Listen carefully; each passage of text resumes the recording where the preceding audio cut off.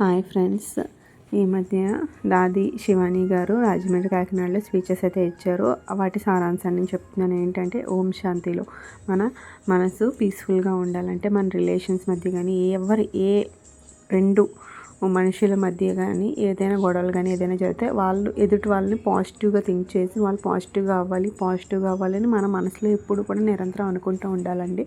అదే మెయిన్ ఈ స్పీచ్లో ముఖ్య ఉద్దేశం. అలాగే మనం ఎప్పుడూ కూడా కర్మని నమ్ముతాను నేను.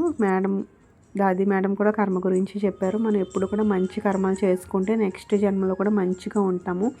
అలాగే మన జన్మ రాహిత్యాన్ని మెయిన్ ఏమంటే ఈ జన్మలన్నీ తీసుకోకుండా లాస్ట్ మనం దేవుడి దగ్గరికి వెళ్ళి మెయిన్ సోల్లో మనం కలవడమే మన ప్రతి జీవి యొక్క సారాంశం. సో దాన్ని రీచ్ అవ్వడానికి మనం ఎప్పుడు కూడా పాజిటివ్గా ఉండి అన్నీ మంచిగా ఉంటే అన్నీ మంచి పనులు చేసుకుంటూ ఉంటే లాస్ట్కి మనం అది రీచ్ అవుతామని ఈ సందర్భంగా తెలియజేస్తున్నాను.